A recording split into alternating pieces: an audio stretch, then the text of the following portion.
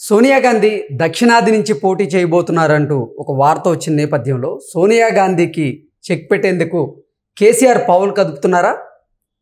ఢిల్లీలో ఉన్నటువంటి ఎంపీలందరినీ హైదరాబాద్ రమ్మని హుటాహుటిన పిలుపునిచ్చారా అంటే అవుననే సమాధానం ఇస్తున్నారు కొంతమంది రాజకీయ విశ్లేషకులు.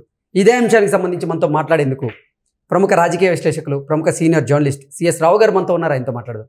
Sir hi sir. Hello Krishna sir, నిన్న మనం ఒక విశ్లేషణ గురించి చేసుకున్నాం. సోనియా గాంధీ గారు దక్షిణాది నుంచి పోటీ చేసే అవకాశం ఉంది, అందులో కూడా తెలంగాణ నుంచి పోటీ చేసే అవకాశం ఉందంటూ కూడా నిన్న మనం ఒక వార్త గురించి విశ్లేషణ చేసుకున్నాం. సోనియా గాంధీ గారికి చెక్ పెట్టేందుకు కేసీఆర్ పావులు గదుపుతున్నారు, సోనియా గాంధీ మీదే కేసీఆర్ నిలబడబోతున్నారు అంటూ ఒక వార్త వస్తే, ఇంకొక వార్త అసలు ఢిల్లీలో ఉన్నటువంటి ఎంపీలను ఎమ్మెల్యేలను అందరిని హుటాహుటిన హైదరాబాద్ రమ్మన్నారు, సోనియా గాంధీకి చెక్ పెట్టేందుకే ఇటువంటి వ్యూహాన్ని సిద్ధం చేస్తున్నారు కేసీఆర్ అంటూ కూడా ఒక వార్త ఇప్పుడు సోషల్ మీడియాలో చక్కర్లు కొడుతుంది. దీన్ని ఎలా చూడొచ్చు? ఈ అంశం మీద మీ విశ్లేషణ. ఎంకిపల్లి సుబ్బుసావుకు వచ్చిందని ఒక సామెత ఉంది. ఇప్పుడు రెండు పార్టీలు, జాతీయ పార్టీలు బీజేపీ కాంగ్రెస్ పార్టీ కదుపుతున్నటువంటి పావులు ఇప్పుడు కేసీఆర్కి తలనొప్పిగా మారింది. ఎందుకు మారింది కేసీఆర్కి తలనొప్పిగానంటే, కేసీఆర్ యాక్చువల్గా ఇప్పుడు ఎమ్మెల్యేగా గజ్వేల్ నుంచి ఉన్నారు, కామారెడ్డి నుంచి ఓడిపోయారు. సో గజ్వేల్ నుంచి ఉన్నటువంటి ఆయన ఇప్పుడు ప్రతిపక్ష నేతగా ఎన్నికయ్యాడు, కానీ ఆయన అసెంబ్లీకి పోవడానికి ఇష్టపడలేదు. ఓకే. సో అసెంబ్లీకి పోవడానికి ఇష్టపడలేదు. దానికి కారణం ఏం చెప్తున్నారంటే అనారోగ్య కారణాలు చెప్తున్నారు. సరే, భవిష్యత్తులో కూడా వెళ్తారంటే వెళ్ళేటువంటి అవకాశం లేదనేది బీఆర్ఎస్ పార్టీ వర్గాల నుంచి మనకు అందుతున్నటువంటి సమాచారం. ఓకే. అయితే ఇప్పుడు ఆయన ఏంటి నెక్స్ట్ ప్లాన్ ఏంటంటే, ఆయన మెదక్ నుంచి పోటీ చేసి ఎంపీ అయ్యి ఢిల్లీకి వెళ్ళి ఢిల్లీ రాజకీయాల్లో ఏదో స్థిరపడాలనేటువంటి ఒక ఆలోచన చేస్తున్నాడు అనేది ఆ పార్టీ అంతర్గత వర్గాల్లో నడుస్తున్నటువంటి చర్చ.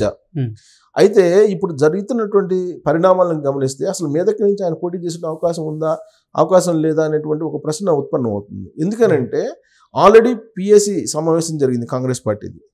దాంట్లో ఒక తీర్మానం చేశారు, సోనియా గాంధీని ఇక్కడి నుంచి తెలంగాణ నుంచి పోటీ చేయించాలి సోనియా గాంధీని అనే ఒక నిర్ణయం తీసుకున్నారు. సో అది కూడా మెదక్ నుంచే పోటీ చేయించాలనేటువంటి ఒక నిర్ణయం ప్రాథమికంగా కాంగ్రెస్ పార్టీ తీసుకుంది. ఎందుకు మెదక్ నుంచి అంటే, గతంలో ఇందిరాగాంధీ కూడా అక్కడి నుంచే పోటీ చేశారు కాబట్టి ఈసారి కూడా సోనియా గాంధీ చేత అక్కడి నుంచి పోటీ చేయించాలనేటువంటి ఒక నిర్ణయం ప్రాథమికంగా తీసుకున్నారు.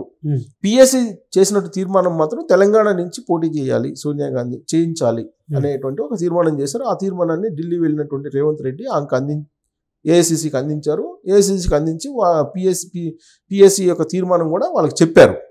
చెప్పిన తర్వాత తెలంగాణలో దక్షిణ భారతదేశంలో పోటీ చేయాలి కాబట్టి తెలంగాణ నుంచి పోటీ చేయాలి అని చెప్పి సోనియా గాంధీ కూడా నిర్ణయించుకున్నట్టు కూడా తెలుస్తుంది. అది కూడా మెదక్ నుంచి పోటీ చేయించాలనేది కాంగ్రెస్ పార్టీ వాళ్ళ యొక్క ఆలోచన. సో అదే జరిగితే మరి కేసీఆర్ ఎక్కడి నుంచి పోటీ చేయాలి? కేసీఆర్కి గ్యారంటీ గెలిచేటువంటి ఎంపీ స్థానం ఏదైనా ఉందంటే అది మెదక్.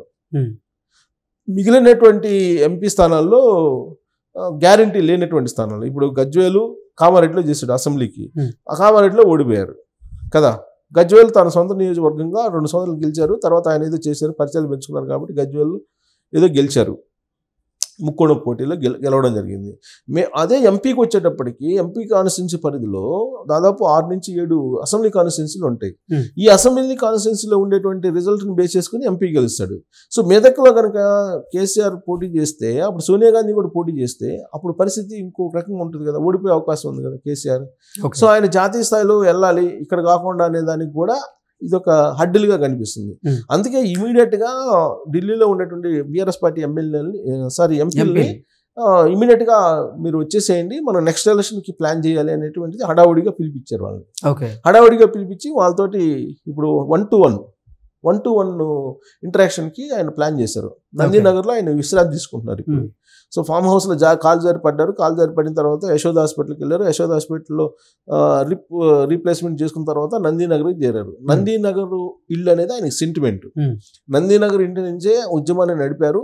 అక్కడ సక్సెస్ అయ్యాం కాబట్టి నందీనగర్ ఇంటిని ఎంచుకున్నారు సెంటిమెంట్గా అనేది ఒకటి వినిపిస్తుంది పార్టీ వర్గాల్లో.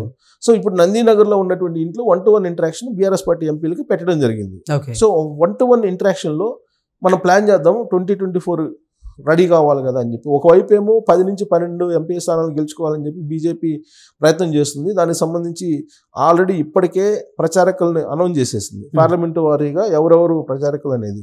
ఇంకొక వైపు కాంగ్రెస్ పార్టీ ఏమో పార్లమెంటరీ వైజ్గా ఇన్ఛార్జీలు అనౌన్స్ చేసింది, మంత్రులను ఇన్ఛార్జీలుగా అనౌన్స్ చేసింది. ఇప్పుడు ఉన్నటువంటి మంత్రులనే పార్లమెంటరీ ఇన్ఛార్జీలుగా పర్యవేక్షకులుగా అనౌన్స్ చేశారు ఇటీవల కాలంలో. అనౌన్స్ చేసి మొత్తం మన టార్గెట్గా 10 నుంచి 15 సీట్లు 15 ఎంపీలు గెలుచుకోవాలి అని చెప్పి కాంగ్రెస్ పార్టీ ప్రయత్నం చేస్తుంది. 10 నుంచి 12 ఏమో బీజేపీ గెలుచుకోవాలని చెప్పి ప్రయత్నం చేస్తుంది. ఉన్నది 17లో ఒకటి ఎంఐఎం, అది కన్ఫర్మ్ 16. ఈ 16లో ఇప్పుడు కాంగ్రెస్కి ఎన్ని పోవాలి, బీజేపీకి ఎన్ని పోవాలి, అసలు బీఆర్ఎస్కి పోవాలి అనేది ఒక పెద్ద చర్చ నడుస్తుంది.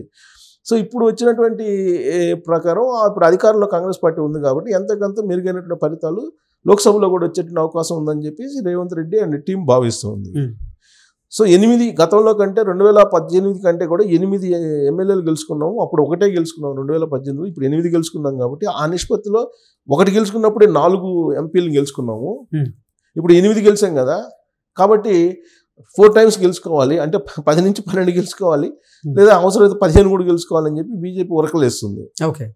సో ఈ పరిస్థితుల్లో హడావిడిగా ఎంపీలను పిలిచి కేసీఆర్ ఒక మీటింగ్ 1-to-1 ఇంటరాక్షన్ పెట్టుకొని ఏం చేస్తారు, అసలు బీఆర్ఎస్ పార్టీ ఫర్దర్ భవిష్యత్తు ఏంటి, మెదక్ నుంచి సోనియా గాంధీ వస్తారంట, వస్తే తన పరిస్థితి ఏంటి, ఆల్టర్నేటివ్ ఎంపీ స్థానం ఏమైనా ఉందా ఆయనకి అంటే ఏంటి సార్ అసలు కేసీఆర్ ఈ వ్యూహానికి కారణం ఏంటి? ఒకవేళ కనుక సోనియా గాంధీ గారు తెలంగాణ నుంచి పోటీ చేస్తే, దట్టు మెదక్ నుంచి కనుక పోటీ చేస్తే, ఇక్కడ పార్లమెంట్ స్థానాలన్నీ కూడా ఆవిడ ప్రభావం చూపించే అవకాశం ఉందని భావిస్తున్నారా? అందులో భాగంగానే ఆవిడకి చెక్ పెట్టేందుకు కేసీఆర్ గారు ఇటువంటి వ్యూహాన్ని రచిస్తున్నారా అంటే ఏం చెప్తారు? ఇప్పుడు ఆమెకు చెక్కు పెట్టే కాదు, ఆమెకు చిక్కు పెట్టడం కాదు, ఈయనకే చిక్కు పెడుతున్నారు. ఇప్పుడు బీజేపీ వాళ్ళు ఏమంటున్నారు, మల్కాజ్గిరి నుంచి నరేంద్ర మోడీని పోటీ చేయించాలి, లేదంటే సికింద్రాబాద్ నుంచి పోటీ చేయించాలంటున్నారు. ఇప్పుడు బీఆర్ఎస్ పార్టీకి గ్యారంటీ ఉన్నటువంటి ఎంపీ స్థానాలు ఏమైనా బలంగా ఉన్నాయంటే మేదక్ ఒకటి, తర్వాత మల్కాజ్గిరి ఒకటి. అవును. సో ఇప్పుడు ఎందుకంటే ఆల్రెడీ రేవంత్ రెడ్డికి సంబంధించిన కాన్స్టిట్యున్సీ కాబట్టి మల్కాజ్గిరి పార్లమెంటు, రేవంత్ రెడ్డి ఏదో అందుబాటులో లేడని చెప్పి అసంతృప్తి ఉంది, కాబట్టి ఈసారి మనం కైవసం చేసుకోవచ్చు అనే యాంగిల్లో బీఆర్ఎస్ పార్టీ ఉంది. కానీ ఈసారి మేము గెలుచుకోవచ్చు అని చెప్పి బీజేపీ ఉంది. సో కేసీఆర్ గ్యారంటీ ఎంపీ స్థానం ఏముంది, ఆయన అయితే జాతీయ రాజకీయాల్లోకి వెళ్ళాలి, అసెంబ్లీలో ఉండకూడదు అనేది డిసైడ్ చేసుకున్నారనేది పార్టీ వర్గాలు చెప్తున్నాయి. ఈ నేపథ్యంలో ఆయన ఎక్కడి నుంచి పోటీ చేస్తే గ్యారంటీ, ఇప్పుడు మెదక్ సోనియా గాంధీ పోటీ చేస్తారని చెప్పి కాంగ్రెస్ పార్టీ ఫైనల్ చేసేసింది ఆల్మోస్ట్. అంటే ఇంకా అఫీషియల్గా అనౌన్స్ కాలేదు, కానీ తెలంగాణలో అంటే మేదక్ అనేది ఒకటి ఉంది. సో మేదక్ నుంచి సోనియా గాంధీ పోటీ చేస్తే ఆ తాకిడికి తట్టుకోవాలి కదా కేసీఆర్. సో కాబట్టి కేసీఆర్కి స్థానం మేదక్ నుంచి ఉండే ఛాన్స్ లేదు. మరి నెక్స్ట్ ఎక్కడికి పోవాలి, నిజామాబాద్ పోవాలా? నిజామాబాద్లో బీజేపీ బలంగా ఉంది మొన్న ఎలక్షన్లో. సో ఆడ కవిత ఉంది, కవిత పోటీ చేయాలని ఉంది. సో ఇప్పుడు మల్కాజ్గిరి ఉంది, మల్కాజ్గిరిలో నరేంద్ర మోడీ వస్తారు. నరేంద్ర మోడీ సోనియా గాంధీ ఇక్కడ కాన్సన్ట్రేషన్ చేస్తే కేసీఆర్ పరిస్థితి ఏంటి అనేది ఆయన ఆందోళన. అందుకే ఆయన అందరిని పిలుచుకొని మాట్లాడుకుంటున్నారు.